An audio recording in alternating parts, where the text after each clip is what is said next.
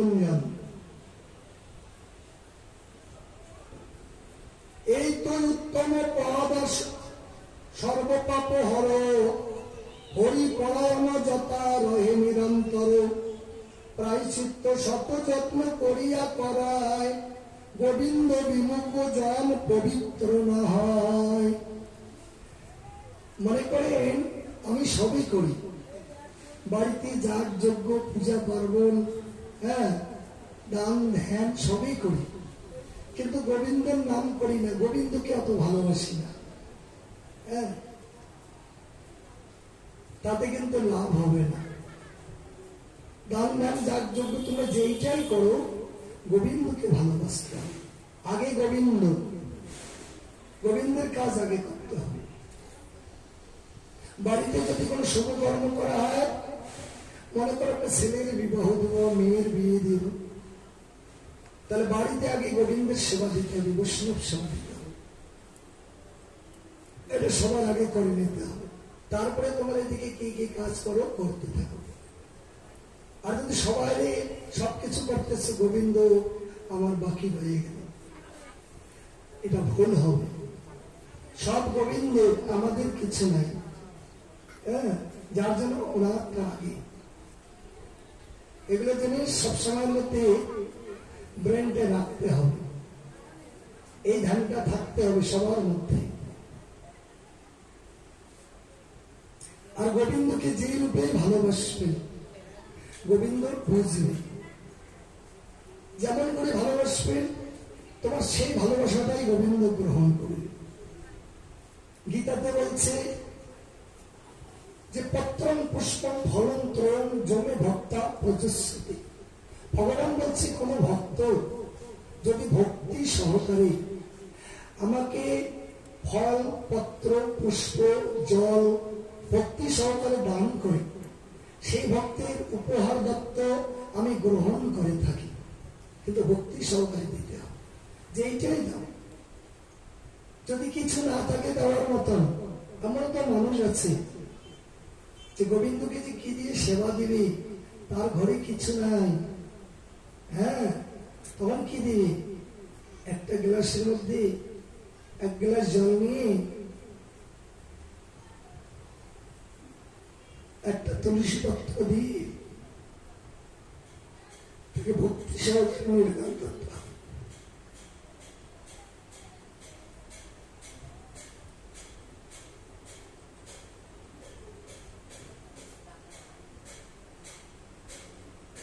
আর যদি ভক্তি সহকারে নিবেদন করে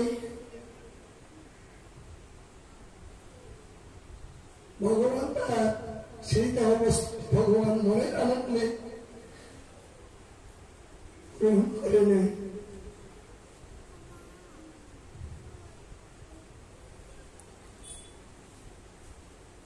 ভগবান এমনই দয়ালু, ভগবান কাহাকে হিংসা করে না, কাহাকেও খারাপ চোখে দেখে না, ভগবান সবার জন্য।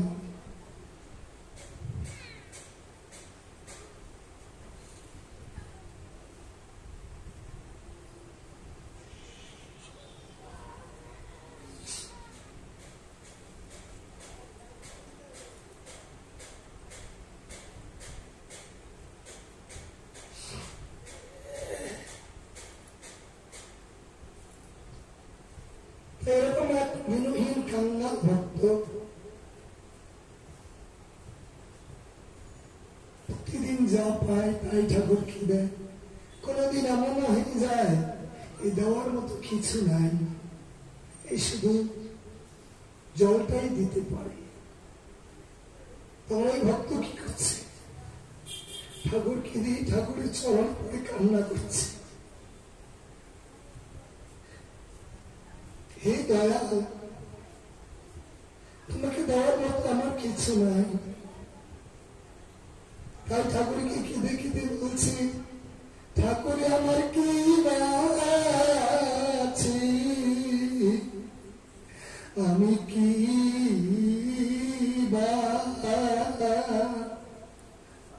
আমি কি দিব, ও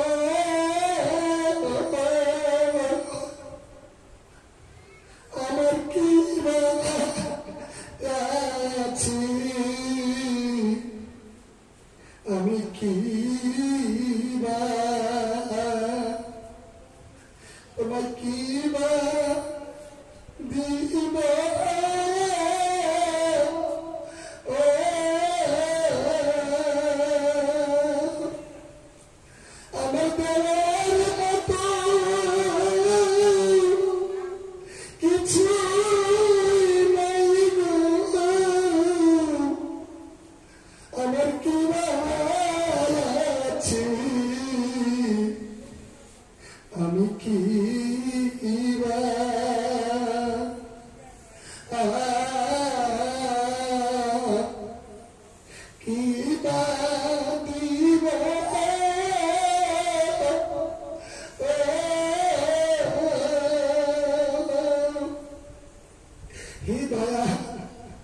তোমাকে দেওয়ার মতো আমার কিছু নাই, শুধু আছে আমার দুই ওই নয়নের জল।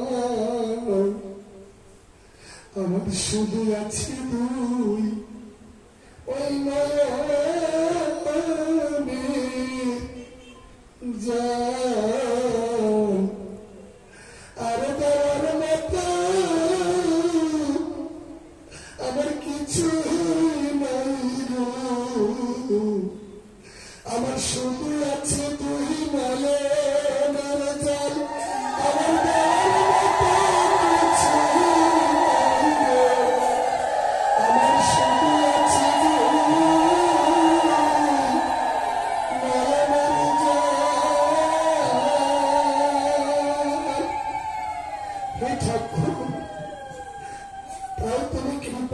গ্রহণ করো ঠাকুর। এই যে ভক্তি সহকারে ভক্ত যখন ঠাকুরকে নিবেদন করবে এমন ভাবেই ঠাকুর বলছে, আমি তো বসে থাকি গোলকে, কিন্তু ভক্তের ডাক শুনে আমি যে পারি না থাকতে, তখন আমি কি করি জানো? গোলক থেকে হাত বাড়িয়ে দিয়ে সেই ভক্তের উপহার দত্তনে আমি সেবা করি। হ্যাঁ, আমরা যেমন দেখি যে ঠাকুরকে সেবা দিচ্ছি, ঠাকুর খাইলো কি না আমরা বুঝতে পারি না, যেমনই দিয়েছি এমনই আছে। ঠাকুর বলছে না, আমি গ্রহণ করি। আমার হাতটা তো ছোট নয়, আমি যেমন গোলকে থাকি, গোলক থেকে হাত বাড়িয়ে দিই, আমার বিশাল বড় হাত, ওখান থেকে হাতে বাড়িয়ে দিয়ে নিয়ে আমি সেবা করি। আবার ভক্তের জন্য ভক্তরা কি সেবা করবে, আবার হাত দুলিয়ে দেয়, আবার ঠিক ওই রকম হয়ে থাকে, তখন ভক্তরা প্রসাদ সেবা করে। এই জন্য ভক্তি, শ্রদ্ধা ভক্তিটা হচ্ছে সব থেকে গুরুত্বপূর্ণ, যার জন্য শাস্ত্রে প্রমাণ দিচ্ছে। দুর্যোধন রাজা ছিল, সোনার থালায় করে রাজভোগ নিয়ে গেছে ভগবানের কাছে, অভিমান নেই, ভগবান গ্রহণ করেনি, কেন? তার শ্রদ্ধা ভক্তি নেই। আর বিদুরের ঘরে গিয়ে, কাঙ্গালের ঘরে গিয়ে ক্ষুদর্ণ চেয়ে নিয়ে খেয়েছিল। এই জন্য ভক্তি থাকতে হবে। তুমি রাজ স্বর্ণ থালায় দাও, রাজভোগে দাও, কিন্তু ভক্তি থাকতে হবে। আর যাই দাও, পত্র ফল পুষ্প দাও, কিন্তু ভক্তি সহকারে ঠাকুরকে দিতে হবে।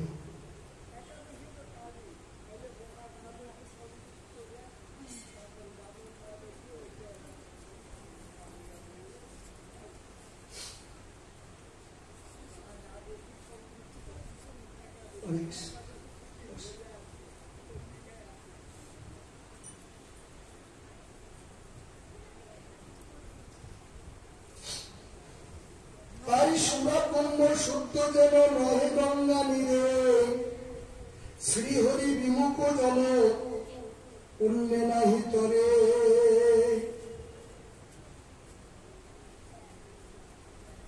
মানে বলল কি, সুরা কুম্ভ, সুরা মানে কি? সুরা মানে মদ।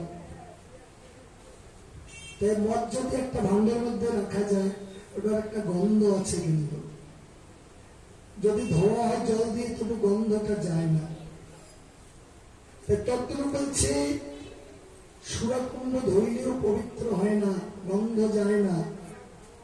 আর পুণ্যের দ্বারা, পুণ্য করে যে আমরা ভগবানকে লাভ করব, পুণ্য করে ভগবানকে লাভ করা যায় না। হ্যাঁ, দান ধ্যান যাগযজ্ঞ পূজা পাঠ করলে পুণ্য হয়, পুণ্যের দ্বারা ভগবানকে পাওয়া যায় না। ভগবানকে লাভ করতে গেলে ভক্তি, প্রেম ভক্তি, সেবা, ঠাকুরের সেবা করতে হবে, তার নাম জপ করতে হবে। সেবার নাম হলো ভক্তি। আর ওই ভক্তিতে হবে জীবের মুক্তি, ভক্তি হলো জীবের সম্বল, ভক্তিহীন কর্ম জীবের সকলেই নিষ্ফল। হ্যাঁ, সেবা বৃত্তিটা থাকতে হবে ঠাকুরের প্রতি। যেমন ভাবেই দিবেন তেমন ভাবেই ঠাকুর গ্রহণ করবে, এটাকে ভক্তি বলছে।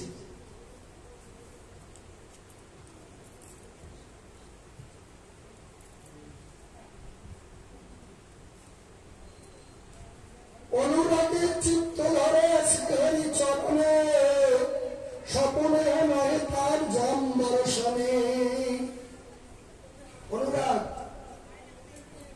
রাগ এবং অনুরাগ, কৃষ্ণ ভজনের অনুরাগ থাকতে হবে। অনুরাগ কেমন? যে না, যেমন বলছে গুরুচারী গোবিন্দ ভজে, সেই দুরাচারী পাপিষ্ঠ জীব নরকেতে ডুবিয়া মরছে। কেমন? গুরু বৈষ্ণবকে অবজ্ঞা করে গোবিন্দকে ভালোবাসলে গোবিন্দ খুশি হয় না। আগে গুরু বৈষ্ণবকে ভালোবাসতে হবে, তাদের কৃপা লাভ করতে হবে। তবে হরে কৃষ্ণ মায়েরা এইদিকে এসে প্রণাম করুন, এইদিকে এসে পূর্ব দিকে প্রণাম করুন। ঠাকুরকে বামে রেখে সবসময় প্রণাম করতে হয়।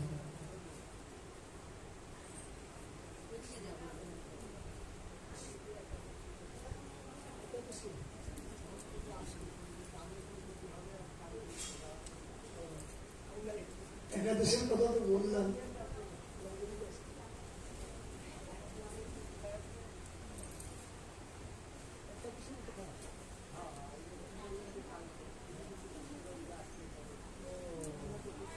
আচ্ছা আচ্ছা, ঠিক আছে। উনি বলছি কি, অনেক ভক্ত আজকে একাদশী ব্রত পালন করবে আর কেউ কালকে করবে, এটা কারণটা উনি জানতে চাইলেন আর কি। হ্যাঁ, তা মনে রাখবেন, হয়তো অনেকের কাছে নাই, মাঝে মাঝে দেখবেন প্রচারে আসে, গ্রন্থ বিক্রি করে, ওখানে একাদশী মাহাত্ম ব্রত কথা পাওয়া যায়, ছোট গ্রন্থ। এই 10-15 টাকা দাম নেবে, ওইটা কিনে রাখবেন। কিনলে একাদশী কিভাবে পালতে হবে, একাদশীর কি ফল, আজকেও একাদশী কালকেও একাদশী, এটার কারণটা কি, সব জানতে পারবেন। তার মানে হচ্ছে 24টা হচ্ছে না 26টা হচ্ছে একাদশী, 12 মাসে 26টা একাদশী, এক মাসে তো 2টা করে হয়, তাহলে 12 মাসে 24টা হওয়ার দরকার, সে জায়গায় 26টা একাদশী, তিথির কম বেশিতে 26টা একাদশী। আর 8টা আছে মহাদ্বাদশী, মহাদ্বাদশী আছে 8টা। মহাদ্বাদশী মানে কালকে একটা মহাদ্বাদশী আছে, এটা হলো বামন মহাদ্বাদশী। হ্যাঁ, বামন মহাদ্বাদশী, বামন দেবের আবির্ভাব তিথি, মানে ভগবান এক সময় বামন রূপে ওই বলি মহারাজের ঘরে গিয়েছিলেন ছলনা করে দান ভিক্ষার জন্য। তা বামন দেব ভগবানের আবির্ভাব তিথি কালকে। হ্যাঁ, এটাকে বামন মহাদ্বাদশী বলে। তাই যার জন্য আজকে যারা একাদশী পালবে, এটা একাদশী না পালিয়া কালকে যদি পালে, তাহলে আজকের পালিলে যে ফলটা হবে, আজকে না পালিলেও এই ফলটাও পাবে কালকে, আর কালকের ফলটাও পাবে। বুঝতে পারছেন? আজকে না পালিয়ে যদি কালকে পাবে, তাহলে আজকের ফলটাও পাবে, কালকের ফলটাও পাবে, দুইটা ফলে পাবে। এই জন্য তখন ওই জন্য পরের দিন উপবাসটা করতে হয়, মহাদ্বাদশীতে করতে। কালকে কিন্তু একাদশী নাই, একাদশী আজকে। কালকে মহাদ্বাদশী, বামন মহাদ্বাদশী, ভগবানের আবির্ভাব তিথি। কৃষ্ণ জন্ম জয়ন্তী যেমন জন্মাষ্টমী তিথি, কালকে বামন মহাদ্বাদশী, বামন দেবের আবির্ভাব তিথি, কালকে ভগবানের আবির্ভাব। আর একটা ভগবানের আবির্ভাব তিথি পালন করিলে কি ফল হয়? আজকে একটা একাদশী পালন করলে একটার ফল পাবেন, কালকে যদি পালন করেন 100টা একাদশী পালন করিলে যে ফল হবে, কালকে পালিলে সেই ফল পাওয়া যাবে, 100টা একাদশী ফল পাওয়া যাবে। বুঝতে পারছেন? এই জন্য ওই 8টা মহাদ্বাদশী আছে। যখন যখন মহাদ্বাদশী পড়বে, পঞ্জিকাতেও বলা আছে, দেখবেন পঞ্জিকাতেও বলা আছে, মদন গুপ্তের পঞ্জিকাতেও থাকে লেখা। আর আমরা তো মোটের পঞ্জিকা দেখি সবসময় না, কিন্তু মদন গুপ্তের পঞ্জিকাতেও মহাদ্বাদশীর কথা বলা আছে এবং পড়াহে লেখা থাকে গোস্বামী মতে, ওইটা করবে। আর গোস্বামী মতটাই সর্বশ্রেষ্ঠ। গোস্বামী মতে একাদশী ব্রত সবসময় পালন করবে, এটা বিশুদ্ধ মত। অনেকে বলে দেয় কালকে তো একাদশী নাই, হ্যাঁ, যেটা ওই পড়াহে থাকে না। মনে করেন আগের দিন কেন পালে না গোস্বামীরা, না পালার কারণ আছে। আজকে মনে করে যে একাদশী লাগবে, একাদশীটা যদি সূর্য উদয়ের পরে লাগে, মানে সূর্য উদয় হয়ে গেল তারপরে একাদশী ব্রত ধরল, ওই একাদশীটা পালতে নাই, ওটাকে দশমী বিদ্যা বলে। দশমী বিদ্যার যোগ একাদশী ব্রত পালন করতে নাই, ক্ষতি হয়। যার জন্য দ্বাদশী যুক্ত একাদশী ব্রত পালন করতে হবে। মনে করেন কালকে একাদশী ছেড়ে গেল, কখন ছাড়বে? সূর্য উদয়ের পরে ছেড়ে যাবে। হ্যাঁ, যদি 1 মিনিটও যদি একাদশী ব্রত থাকে সূর্য উদয়ের পরে, কালকে সারাদিন তার ভোগ থাকবে, ওই তার সেই দিনে পালতে হবে। অনেকে বলবে আজকে তো একাদশী নাই, একাদশী ছেড়ে গেছে, কিন্তু ওই 1 মিনিট পেয়েছে না, ওই ভোগটা আমি সারাদিন সারা রাত থাকবে, সেই দিনই পালতে হবে। এটাকে গোস্বামী মত বলে। আর ওই জন্য বলছে গোস্বামী মতে পড়াহে, ওইটার ফল ডাবল। আজকে পারলে একটা একাদশীর ফল পাবেন, কালকে পারলে 100টা একাদশীর ফল পাবেন। হ্যাঁ, এই জন্য মহাদ্বাদশীতে উপবাস করতে হয়, যেটা মহাদ্বাদশী করবে। আর গোস্বামী মতে যেটা একাদশী পড়াহে থাকে, পড়াহেটা পালন করুন সবসময়। আর পালনটা কিন্তু সময় মতন করে নিতে হবে। লেখা থাকে 9টা 30-এ বা 9টার মধ্যে 30-এর মধ্যে, কোনটা 7টা থাকে, কোনটা 5টায়ও থাকে। ঠিক টাইম মতো পালনটা করে নিতে হবে, নাহলে আবার উপবাসের কষ্টটা ব্যর্থ হবে।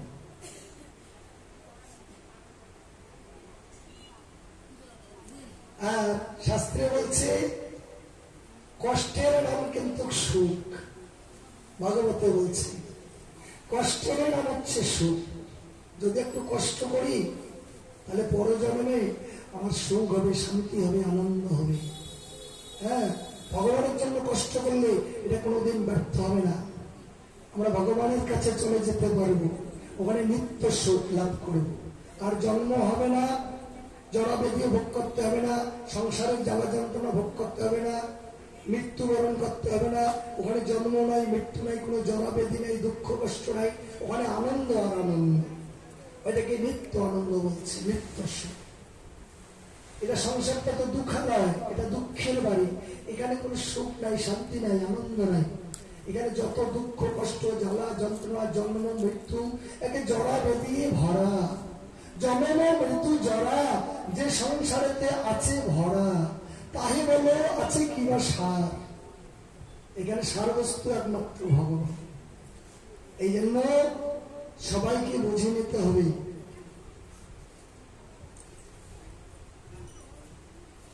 আপনারা যদি না বোঝেন, যদি না মানেন, তাহলে কমিটিরও এই পরিশ্রমটা ব্যর্থ হবে। এত টাকা পয়সা করে খরচ করে এই অনুষ্ঠানের আয়োজন করেছে, আমরা এই যে পরিশ্রম করতেছি, আপনাদেরকে শোনাচ্ছি, আমাদেরটাও ব্যর্থ হবে। একাদশীর কথা বললাম, কেউ যদি পালনে না করেন তাহলে আমার কি মঙ্গল হবে? আমারও মঙ্গল হইল না, আপনাদের হইল না। হ্যাঁ, তাই যার জন্য হচ্ছে সাধু সঙ্গ করতে হয়। সাধু সঙ্গ করলে কি হয়? সাধুর অঙ্গের গুণগুলি নিজের অঙ্গে চলে আসে।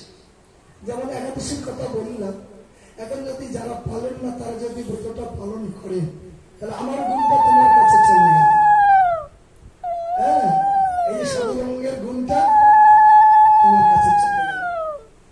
এই জন্য সাধু সঙ্গ করিলে সাধুর অঙ্গের গুণ নিজের কাছে চলে আসে। ভগবানের সঙ্গ করলে ভগবানের অঙ্গের গুণ নিজের কাছে চলে আসে। এই যে আরতি যে হয় ঠাকুরের, প্রদীপের আলো কেন নিতে হয়? ঠাকুরের আরতি করবার সময় ঠাকুর কৃপা করে, ওখান থেকে যখন আমরা আলোটা নিব ঠাকুরের কৃপাটা আমরা পাবো। হ্যাঁ, এই জন্য ঠাকুরের আলো নিতে হয়।